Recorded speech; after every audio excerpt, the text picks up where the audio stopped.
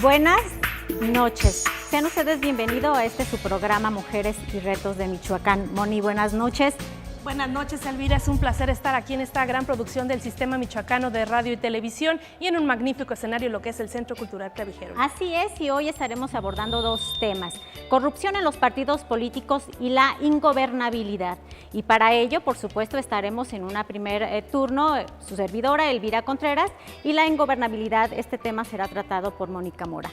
Así es, y también, bueno, queremos decirles que estamos rodeadas de un panel de lujo, mujeres destacadas en diversos ámbitos de la política, de la cultura, de la sociedad, y bueno, por no dejar de lado lo electoral también, que es lo que también nos atañe mucho, que vamos a observar ahora desde el punto de vista de la perspectiva de género. Así es, y también agradecemos a Liz Vega, por supuesto, ya que ella nos estará, pues, con este lenguaje de señas, participando con ustedes allá en sus hogares. Quédese con nosotros. Bienvenidos.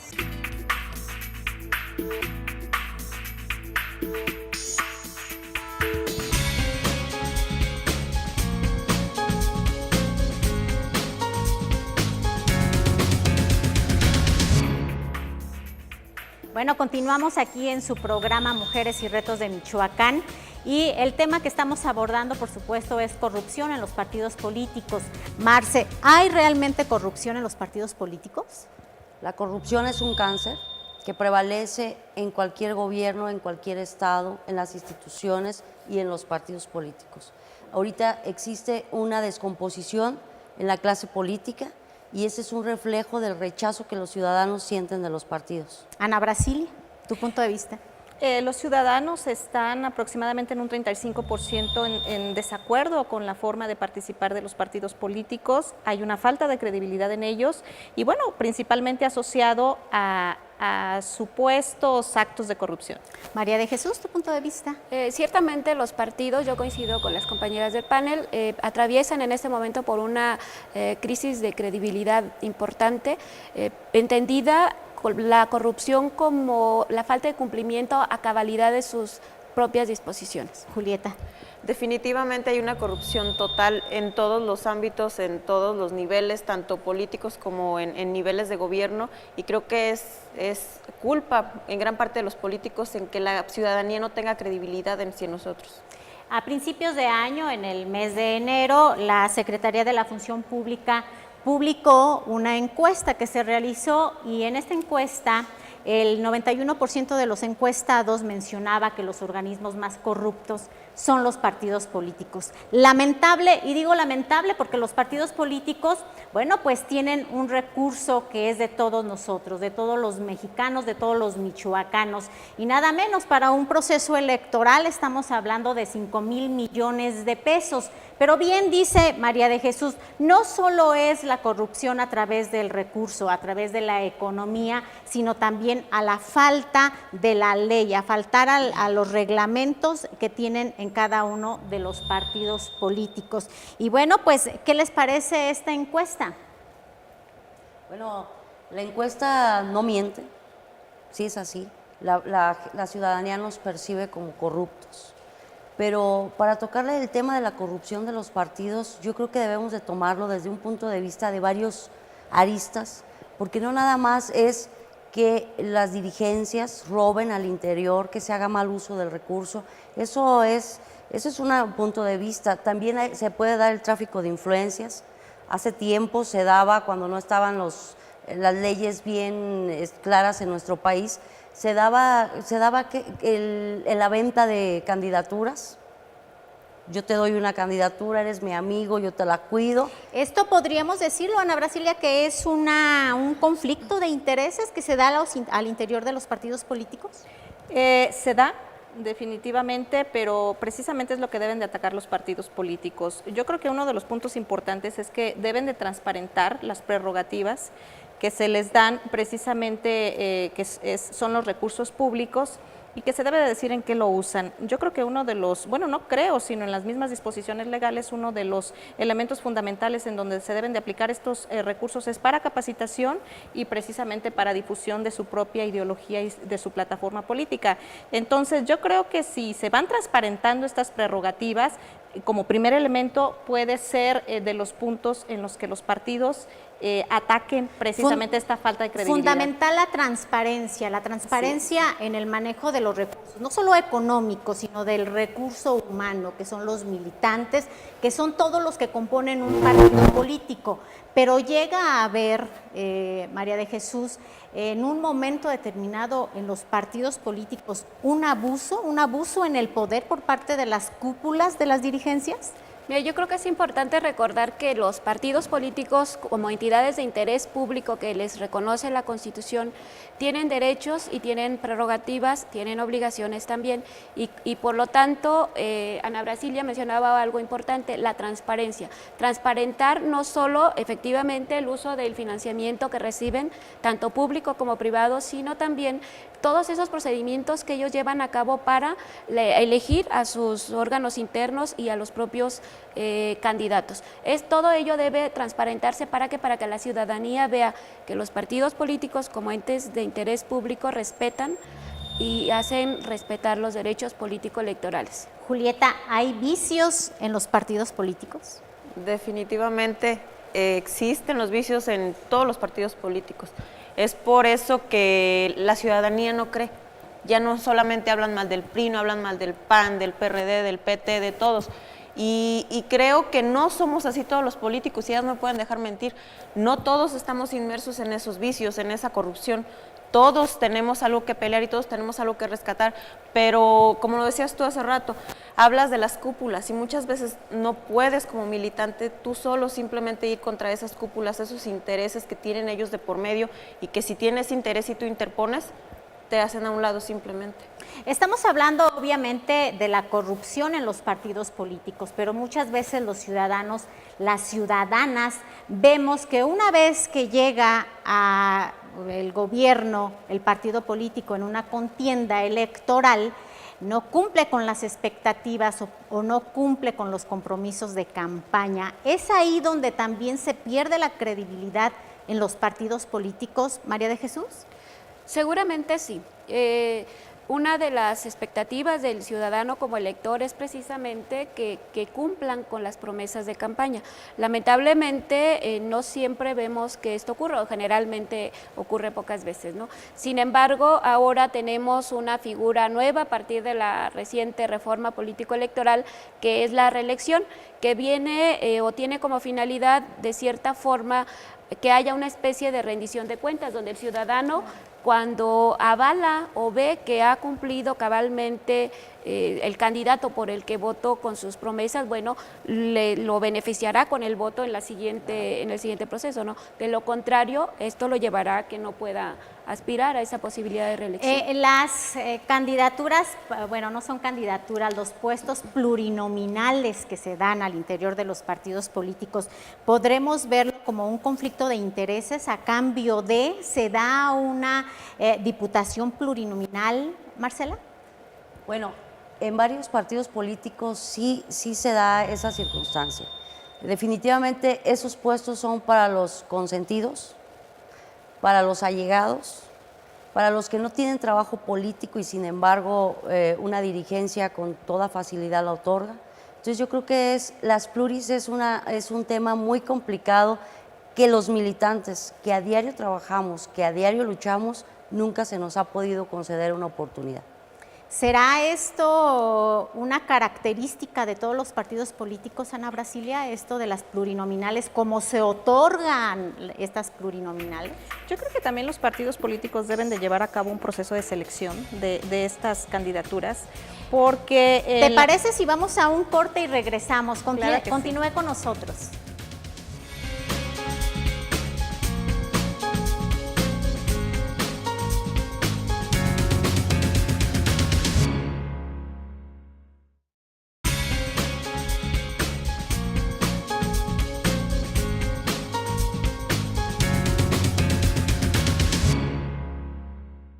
Bueno, sin duda, las cúpulas de los partidos políticos, y entendamos cúpulas como no de los dirigentes nacionales y estatales, sino todas las personas que toman alguna determinación o decisión al interior de un partido político y que de alguna manera, pues, son los que toman las decisiones. En realidad, los partidos políticos hacen una determinación democrática de sus candidaturas plurinominales?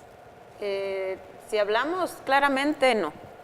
Los plurinominales vienen como un premio para ciertos grupos, para quienes están en ese momento del lado del candidato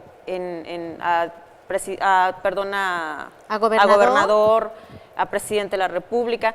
Realmente no creo que sean democráticas, realmente son, vienen muchos intereses de por medio, no se dan muchas veces a quienes deberían, muchas veces los mismos militantes nos sorprendemos de quiénes fueron en esas, otras veces nos da alegría de ver quiénes van.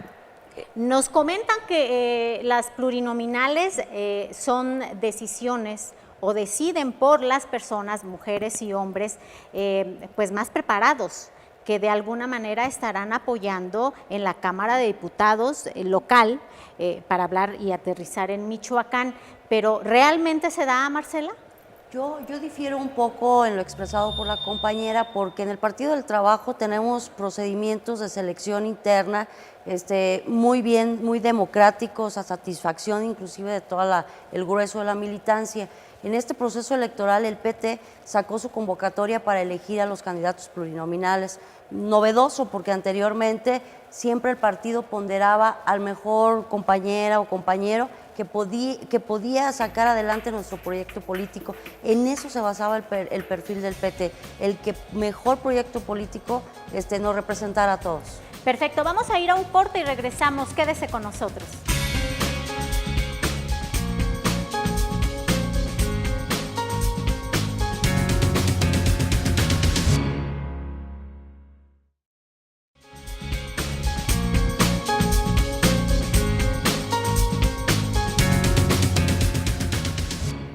Bueno, pues ya estamos de regreso en su programa Mujeres y Retos de Michoacán y por supuesto estamos abordando el tema corrupción en los partidos políticos. Sin duda los partidos políticos, de acuerdo a lo que hemos hablado, pues tienen algunos vicios y algunos vicios que pudiera parecer corruptelas al interior de los partidos políticos. ¿Qué hacer desde la perspectiva de la mujer que milita en un partido político por ir erradicando estos vicios al interior de los partidos políticos? Ana Brasilia. Lo primero definitivamente tendrá que ser que los partidos cada día tomen más conciencia de que no son entes solamente de postulación de candidatos o para alcanzar candidaturas a un cargo de elección popular. Los partidos políticos se deben de convertir, y ahí yo creo que las mujeres que militamos en un partido con esta convicción, debemos de impulsar más este proyecto de que deben de ser partícipes del desarrollo del Estado, en este caso en el Estado de Michoacán, porque desde que presentas tu plataforma política, desde que tienes instituciones internas precisamente para tener un proyecto de gobierno y contribuir con él, desde ahí debemos de estar inmersas las mujeres. Yo creo que hay temas de género muy importantes que se tienen que abordar al interior de los partidos políticos, más allá de las políticas públicas que ya están definidas en los gobiernos, sino de lo que tenemos, pero lo que queremos y hacia dónde vamos. Y allí el aporte precisamente que las mujeres podemos hacer en estos temas. María de Jesús, tú estuviste como árbitro, podríamos decirlo, porque no en el Tribunal Electoral del Estado de Michoacán. ¿Qué podrías tú, de alguna manera, recomendar? Ya no estás en ese puesto, por supuesto, pero, ya no estás en ese puesto, pero ¿qué podrías tú recomendar a las cúpulas partidistas para que ellos determinen al interior de los partidos políticos políticas públicas en donde la mujer tenga mayor participación? Yo creo que ya no se trata ni siquiera de recomendaciones. Hay una garantía, es un derecho humano elevado a rango constitucional. Ya en la Constitución tenemos la garantía de la paridad. Recordemos que anteriormente uno de los principales vicios que advertían, sobre todo las mujeres militantes de los partidos, era la falta de cumplimiento de las cuotas de género. ¿Por qué? Por aquella palabrita mágica que había de que tratarán, buscarán, intentarán. Ahora no se trata de buscar o de procurar. Ahora es un deber de los partidos políticos el de postular 50% de hombres, 50% de mujeres. ¿Qué pasa si no se cumple? Ahí, lamentablemente, se requiere la participación de los afectados, porque una institución, un tribunal o un instituto no puede actuar de oficio, se requiere que los afectados hagan valer sus derechos, ya se tiene. Y se tiene el juicio para la protección de los derechos político-electorales a nivel local, a nivel nacional. ¿Qué es lo que tienen que hacer valer las mujeres? ¿Qué estaríamos pensando nosotras también allá en sus hogares, como los mayores vicios de los partidos políticos, Marcela? Definitivamente corromper un proceso electoral, dando tarjetas con dispendios, el abuso del recurso público, permitir la intromisión del dinero ilícito a los partidos. O sea, la corrupción en los partidos es un tema muy, muy amplio, y también las mujeres, hablando del tema que hablaba ahorita la licenciada, es las mujeres y los militantes y cualquier compañero debemos de denunciar al dirigente corrupto, al compañero corrupto. El poder corrompe, y si no lo canalizamos bien, pues genera una descomposición adentro del partido, pero pocos nos atrevemos a denunciar realmente a un compañero militante corrupto. No lo hacemos, nos da miedo, nos aterra, no lo sé, pero sí debemos de hacerlo, y eso sería un buen remedio, pues, de inmediato. Un ejercicio que podrían hacer supuesto. las y los militantes de los Así partidos es. políticos.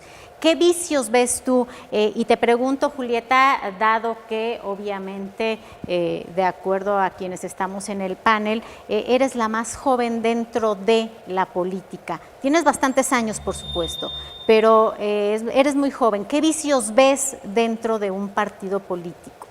A mí lo que me preocupa más, y creo que se debe hacer algo al respecto, es en el proceso de la selección de candidatos de cada uno de nuestros partidos. Porque si no llevas un proceso limpio desde un principio, es donde un partido se fractura, es donde viene la descomposición, es donde van los militantes que renuncian y se van a otro partido. Es un proceso muy desgastante para los partidos, pero está muy corrupto. ¿Eso lo llamarías tú una corrupción porque no se da como tú quisieras que se diera, o en realidad porque los dirigentes no están cumpliendo con lo estipulado en los estatutos de cada partido político? Creo que no se han cuidado en algunos lugares las formas. El proceso de la selección, el hacerlo de una manera en donde todos los militantes de ese municipio, de ese distrito, estén de acuerdo y crean que es la mejor opción. Creo que desde ahí viene mi punto de vista de que, como dices, soy la más joven en el panel.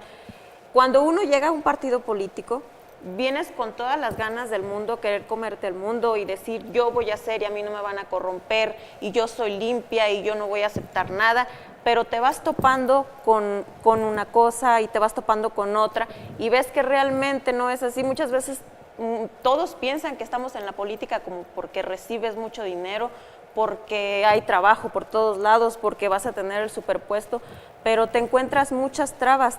Te das cuenta que al final hay mucha gente que está donde no debería estar y que los que deberían estar no están, porque hablan, porque denuncian los abusos que existen. Entonces, está muy viciado todo. Estamos a punto de concluir este tema de la corrupción en los partidos políticos.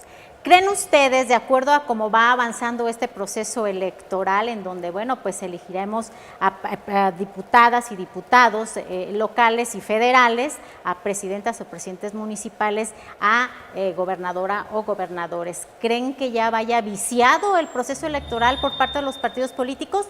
Un último comentario para concluir. No creo. Yo creo que vamos bien. Todos los partidos políticos ya hicimos o estamos por terminar nuestro periodo de selección. Yo creo que no hay vicio en eso. Yo defiendo esta postura de que definitivamente sí hubo una convocatoria pública, la aceptamos como haya sido el tema interno de cada partido.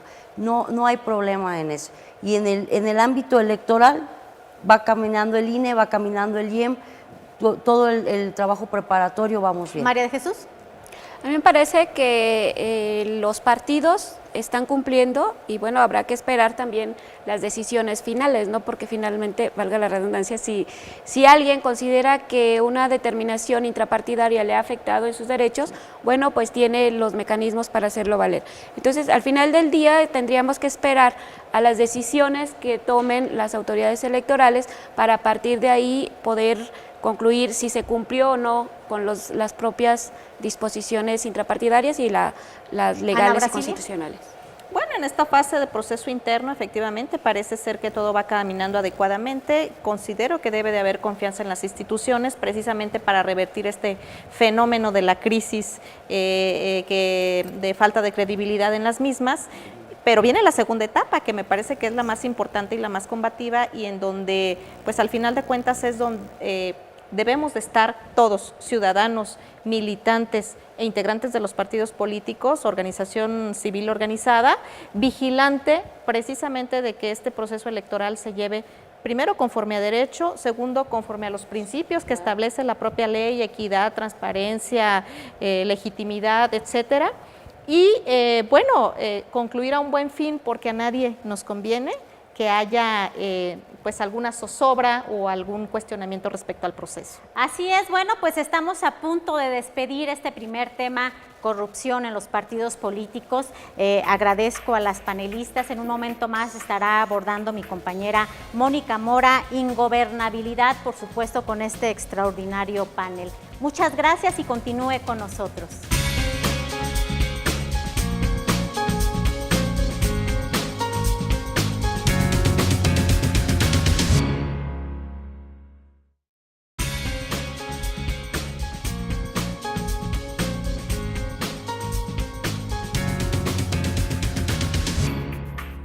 Muchísimas gracias por continuar con nosotras en este segundo tema de Mujeres y Retos de Michoacán. El tema es ingobernabilidad. Y bueno, directamente vamos a lanzar la pregunta a nuestras invitadas. ¿Hay ingobernabilidad en el estado de Michoacán? Marcela. Por supuesto que sí hay. Tenemos un gobernador interino, tenemos 3 años con 4 gobernadores, entonces sí existe la ingobernabilidad porque impera la inseguridad, porque hay rezago educativo, porque hay desempleo. Por supuesto que esos son elementos fundamentales para declarar que en un estado existe ingobernabilidad.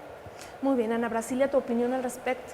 Totalmente en desacuerdo. Hay elementos constitucionales muy específicos en los cuales se decreta la ingobernabilidad, que en este momento en el estado de Michoacán no existen.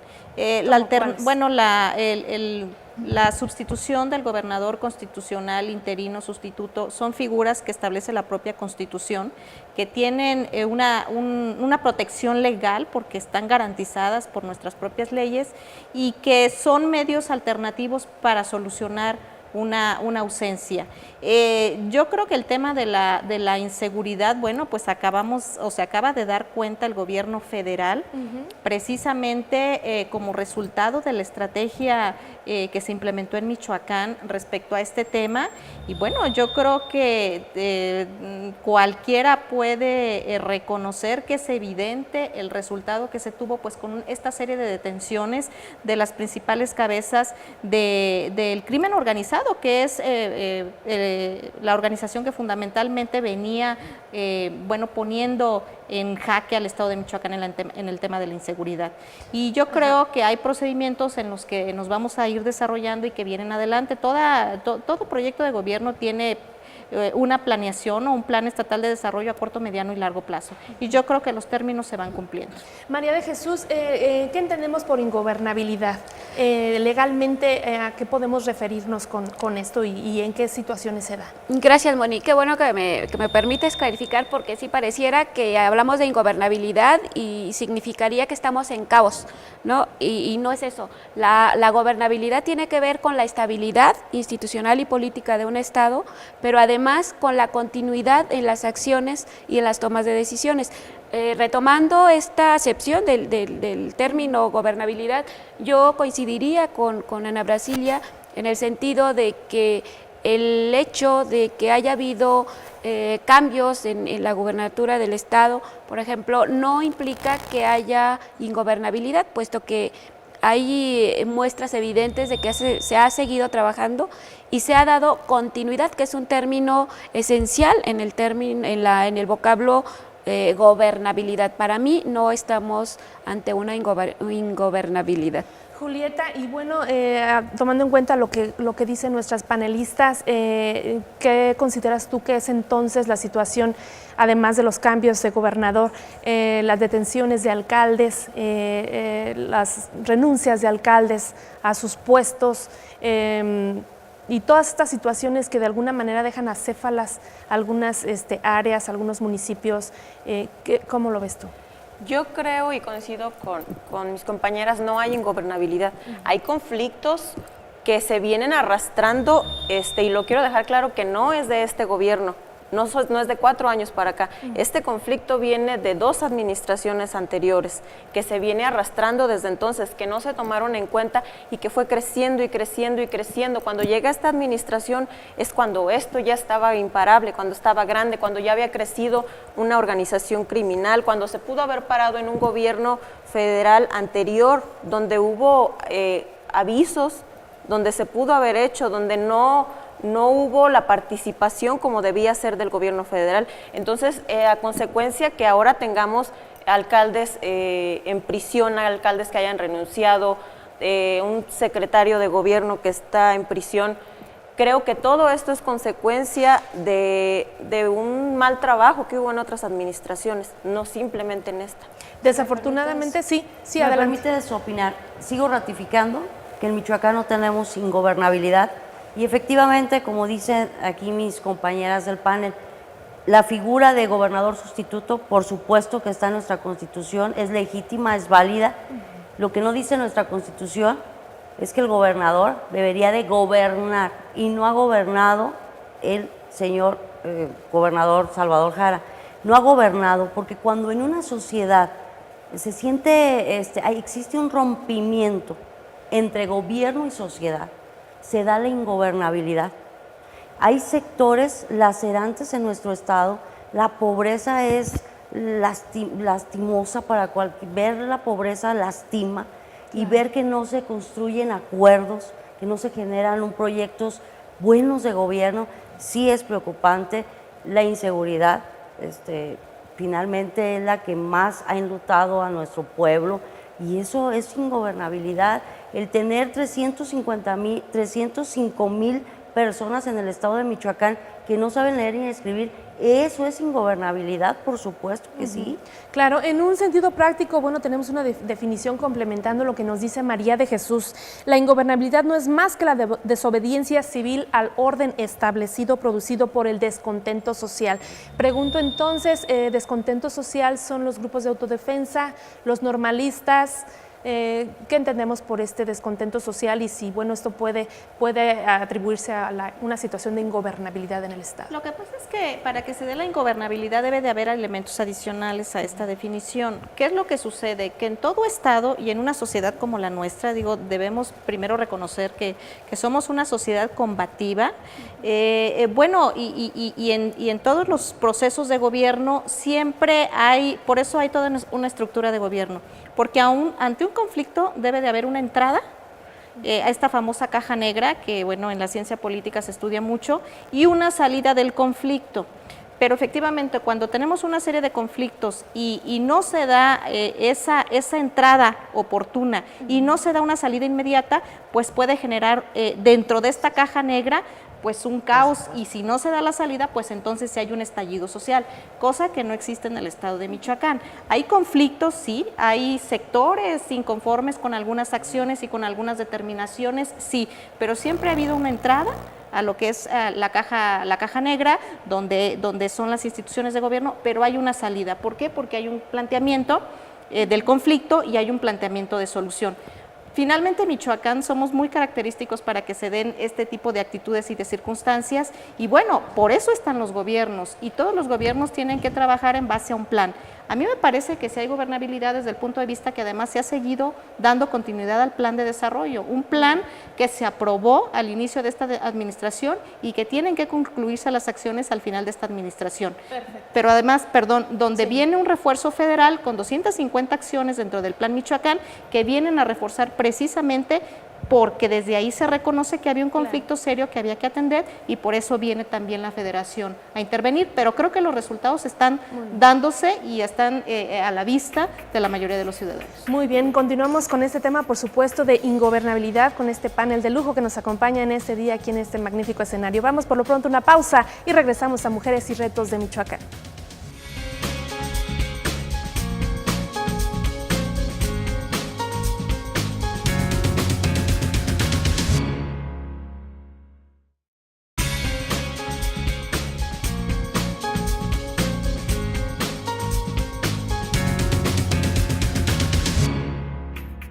Bueno, continuamos aquí a Mujeres y Retos de Michoacán. Estamos con nuestro panel de lujo, como ya lo habíamos comentado, estamos tratando el tema de la ingobernabilidad. Bueno, lanzo la pregunta a nuestras invitadas. Entonces, acaba de suceder un hecho pues, que llamó la atención a la sociedad michoacana. Los autodefensas Hipólito Mora y el americano han sido liberados tras decretarse que ellos formaban parte de una causa legítima ya, porque ya eran parte de una fuerza rural. Sin embargo, esta detención se derivó de un enfrentamiento donde hubo personas fallecidas. Entonces, bueno, la pregunta es, ¿pueden los ciudadanos, aunque estén ya legitimados, enfrentarse a balazos, una situación tan difícil y bueno, salir libres porque se les legitimó a su movimiento? ¿Esto no implica algo de ingobernabilidad también? Bueno, sí. Si me permiten, muy breve, para dar oportunidad a mis compañeras. A mí me parece que primero la violencia genera violencia, es decir, no se puede romper con el Estado de Derecho bajo ninguna circunstancia. Segundo, en el tema de Hipólito, tengo la referencia, la nota muy general, en donde se dice que actuó en legítima defensa, por eso es que también le dan la libertad. Yo creo que ahí si hay alguien que se puede inconformar, en este caso puede ser los propios órganos de procuración de justicia que pertenecen al Estado. Bueno, deberá de haber una inconformidad, pero me parece que conforme a derecho y según lo que establece la libertad de Hipólito, bueno, fue en legítima defensa. Claro, bueno, sin denostar la actividad del juez que los liberó. El americano también lo dejaron libre por atribuírsele también legítima defensa. Entonces, bueno, los dos estuvieron en legítima defensa, los dos grupos, y ¿qué pasa ahí? Tiene que haber mayor control del Estado. Yo creo que ahí definitivamente tiene que haber una revisión nuevamente a esta estrategia de seguridad en lo que tiene que ver con la fuerza ciudadana, primero fuerza rural, fuerza ciudadana, precisamente para que no se vuelvan a generar este tipo de enfrentamientos y de conflictos donde lo más lamentable son las pérdidas humanas.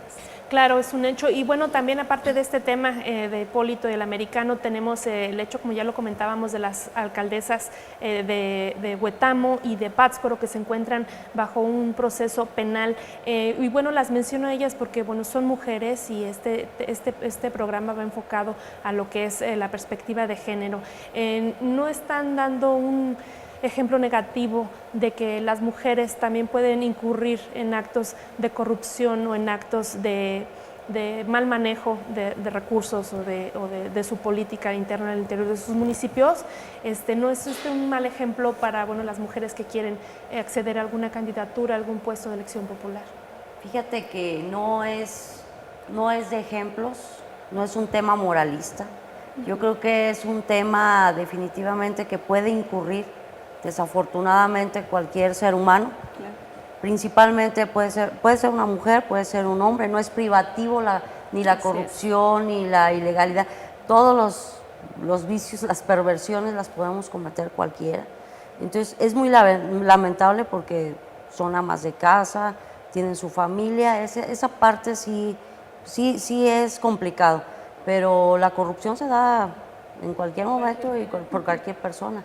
Y ejemplos, pues la verdad, uno no puede seguir ejemplos de nadie, uno debe de actuar con convicción, con principios, con determinación de lo que uno pretende y más si es uno figura pública. Así es, Julieta, tu opinión. Además del hecho, quiero dejar claro el hecho de que ellas estén detenidas no es porque ya se les haya inculpado, simplemente están llevando un proceso y todavía no se sabe si lo cometieron el crimen o no.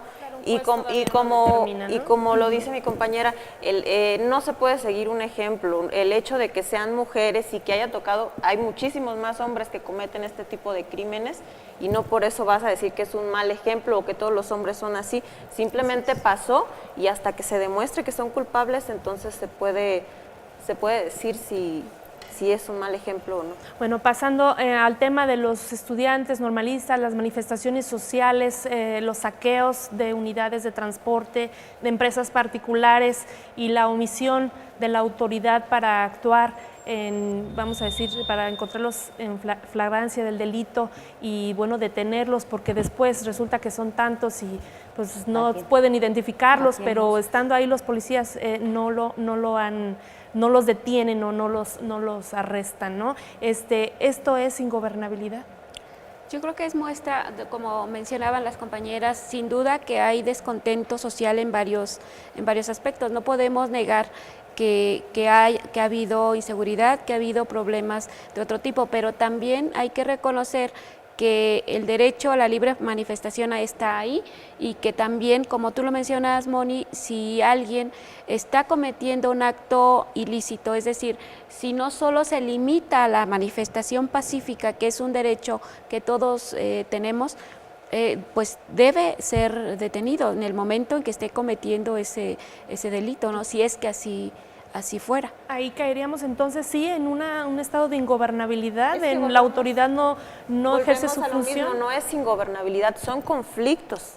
Hay conflictos y hay tal vez cosas que no les gustan a algunos sectores de la sociedad, como en todos los gobiernos hay, como lo ha habido en otros gobiernos, siempre ha habido manifestaciones, tal vez no se habían visto como ahora, pero siempre ha habido ese descontento, siempre va a haber manifestaciones y en todos los niveles de gobierno. Eso no quiere decir que tengamos ingobernabilidad en el Estado, en el país. Pero siempre y cuando no cometan un ilícito. Así es. Porque están, aparte de manifestarse, pues están robando, están afectando a terceros. Claro. ¿Sí? Por ejemplo, mi partido es un partido de izquierda, de lucha, que se crea en 1993 a raíz de las luchas sociales, del movimiento ferrocarrilero, minero, del movimiento del 68.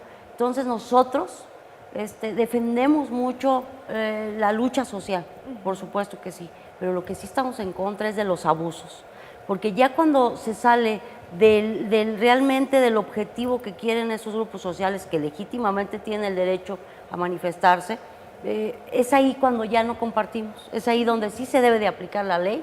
Y es ahí donde vuelvo a ratificar que sí hay ingobernabilidad, porque no tenemos un gobierno que pueda generar los acuerdos, la construcción de acuerdos, para poderles brindar alguna certeza de las necesidades que tenga ese grupo social en su momento que se esté manifestando. Muy bien. Otro de los elementos de ingobernabilidad también es que hay ausencia de los poderes públicos legalmente constituidos. No es el caso de Michoacán.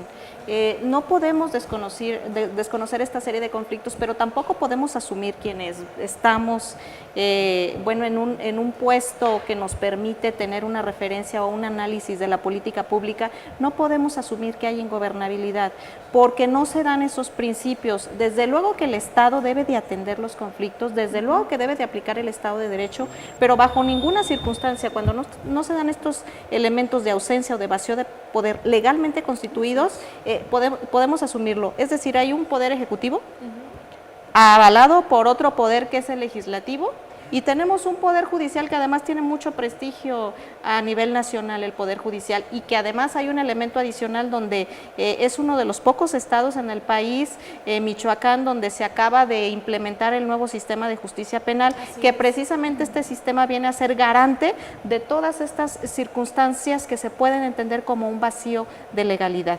Entonces me parece que si analizamos todos estos elementos de lo que es la gobernabilidad, la ingobernabilidad, o nos vamos a otro tema que a lo mejor pudiera pudiera ser materia de otro programa que es la gobernanza, que tiene que ver con estos temas.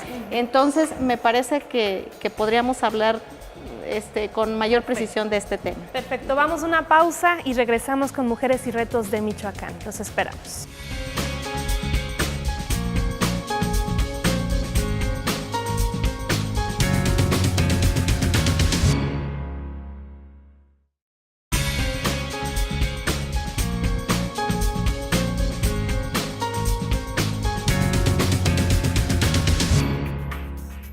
Gracias por continuar con nosotros aquí en Mujeres y Retos de Michoacán con nuestras invitadas. Estamos discutiendo lo que es la gobernabilidad y bueno, ahorita lo que comentaban a Brasilia, muy interesante que podemos tocar un poquito lo que es la gobernanza. ¿Qué es la gobernanza? ¿Es lo contrario de la ingobernabilidad? Yo creo que aquí lo que sucede, bueno, lo dice Marce, y bueno, quiero asociarlo un poco. Yo creo que hay descontento en algunos temas sociales, hay insatisfacción precisamente sobre algunos planteamientos del ciudadano, pero finalmente para eso está el Estado, para eso está la estructura, para eso está el poder público. Digo, conflictos siempre va a haber, y no nada más en el estado de Michoacán y en el país, sino en todo el mundo. Claro. Lo estamos viendo en Medio Oriente, lo vemos en Europa, lo vemos en el centro de América, en Norteamérica, que bueno, podemos hablar de que es uno de los países donde nos llevan bastantes años en el tema de la democracia, por ejemplo. Y bueno, en nuestro país, sobre todo en el estado de Michoacán, donde debemos de reconocer que siempre somos ciudadanos combativos. Entonces, me parece que es la parte que debemos de distinguir entre la ingobernabilidad y la gobernanza. Y yo creo que ahí pues un principio pudiera ser que efectivamente, pasando del tema que estábamos anteriormente de los partidos políticos y de las candidaturas a este tema de lo que ya es quién ejerce el poder público, pues a lo mejor cada día debemos de pronunciarnos porque quienes ejerzan este poder público pues sean aquellos hombres y mujeres que postularon los partidos políticos que tengan un nivel de preparación, de capacitación y de profesionalización que permita que precisamente cuando llegan al ejercicio del poder público atiendan a satisfacción este tipo de demandas. ¿Qué papel juegan los medios de comunicación para, bueno, generar esa idea entre los lectores, entre los radioescuchas, en torno a si hay gobernabilidad o hay gobernanza? Sabemos que en el extranjero se está proyectando una imagen de Michoacán, pues no sé si sea la adecuada o sea muy diferente a lo que realmente ocurre, pero el turismo extranjero, por ejemplo, ha dejado de venir porque consideran que en Michoacán hay ingobernabilidad y así lo manejan en los medios y hay inseguridad y no vayan a Michoacán o no vayan a México o no vayan a determinados estados. ¿Qué papel juegan los medios de comunicación en esto? Creo que es un papel importantísimo y como tienes razón, y no solamente son los medios de comunicación, son las redes sociales que nosotros mismos utilizamos, claro, que los michoacamos, y a veces damos otra imagen que realmente no es. Tengo un amigo en Francia que cuando le dije soy de Michoacán era así como que, ¿eres de Michoacán? O sea, se imaginan como que sales casi como en Afganistán y que sales entre balazos y que te avientas por las granadas y todo, y no pasa, es un estado muy tranquilo, vivimos muy bien, podemos criar a nuestros hijos. De hecho, salió un reportaje que Morelia está considerada como una de las mejores ciudades para educar y criar a tus hijos. Entonces, tiene mucho que ver lo que dicen los noticieros, porque a veces son muy amarillistas y sobre todo hacia el extranjero. Solamente hablan de lo peor, no hablan del crecimiento económico o lo que ha hecho el gobierno federal para rescatar Michoacán, los ejes, los planes, los recursos económicos, los proyectos productivos, a los jóvenes, cómo se les está impulsando. Entonces, creo que juega un papel muy importante sobre la negatividad que ha habido hacia Michoacán. María de Jesús, ¿tu opinión? Yo creo que los medios de comunicación, no solo en este tema, sino en todos los temas trascendentes, son importantísimos.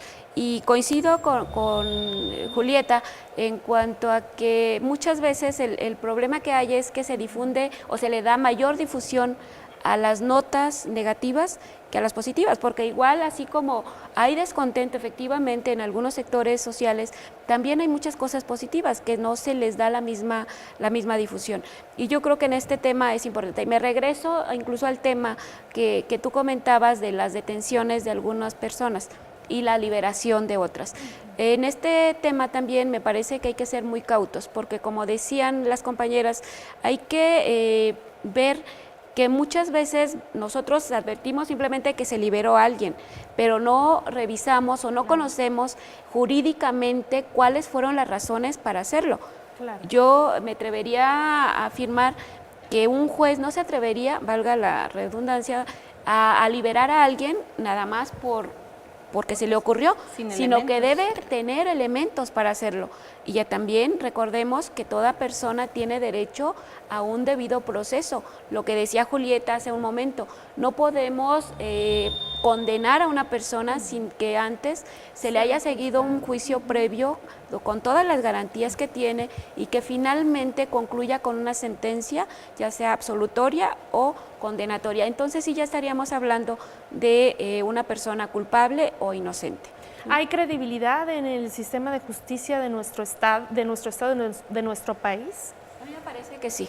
Decía Ana Brasilia algo muy importante. Yo creo que las instituciones jurídicas, las instituciones judiciales de nuestro país tienen un alto grado de credibilidad en todos los ámbitos. Entonces, a mí me parece que sí. Muy bien, y bueno, también aquí, vemos la dificultad del trabajo de los jueces, de los magistrados, ¿no? Últimamente ya no se ha difundido mucho esto, pero en años anteriores sí se difundía que eran objeto de amenazas por parte de las personas que juzgaban y bueno, de alguna u otra manera ellos se veían en riesgo su vida, ¿no? Una exposición muy fuerte, entonces pues valdría la pena hasta cierto punto destacar la labor de los juristas, ¿no? ¿Qué opinan al respecto? Por supuesto, yo me pronuncio 100% a favor y en el reconocimiento de su trabajo. Insisto, este poder tiene un gran prestigio, no nada más a nivel estatal, sino a nivel nacional. Hay grandes juristas que han trascendido en el Poder Judicial Federal. De hecho, ahorita hay muchos michoacanos que integran el Poder Judicial Federal, además jóvenes en la mayoría de los casos. Y me parece que en ese sentido pues debe de haber confianza en el Poder Judicial, debe de haber confianza en las instituciones, y bien lo decía María de Jesús. Yo creo que difícilmente en el Poder Judicial en el estado de Michoacán algún juez se atreve a no apegarse a los principios de legalidad para emitir una resolución. Y aparte pues siempre hay los medios alternativos de defensa, ¿no? O sea, si estás inconforme con una sentencia de primera instancia, pues tienes el recurso de apelación, tienes el amparo, te puedes ir a la justicia federal y bueno, pues este principio que ahora impera con el nuevo sistema de justicia penal de la presunción de inocencia, porque antes era presunto culpable. Ahora es Bueno, aquí las especialistas me corregirán si no estoy en lo correcto, y ahora es la presunción de inocencia. Entonces me parece que debe de tener un reconocimiento especial el Poder Judicial del Estado de Michoacán. Yo quería abonar al tema de que he sido una defensora incansable de las instituciones. Yo creo que todas nos han costado recursos, esfuerzo, voluntad, el cuidado. Y yo defiendo mucho a las instituciones, pero sí soy muy crítica del actuar de las personas que lo presiden. También hay jueces malos, también hay jueces mal portados que agravian a un ciudadano que de buena fe acude a un órgano jurisdiccional a pedir y a reclamar una justicia que a su consideración puede considerar, ¿no? Pero sí también esa parte yo no me había percatado que ellos también están expuestos a la inseguridad, a las presiones, a las amenazas. Por supuesto que sí, es un tema que no, hasta ahorita lo estoy reflexionando y pues es complicado, o sea, este mal nos llegó a todos los niveles. Sí, bueno, permítanme un momento, quiero agradecerles esta participación tan activa, sin duda ha sido un tema muy importante y muy activa su participación. Nosotros regresamos en unos momentos aquí a Mujeres y Retos de Michoacán. Gracias por participar.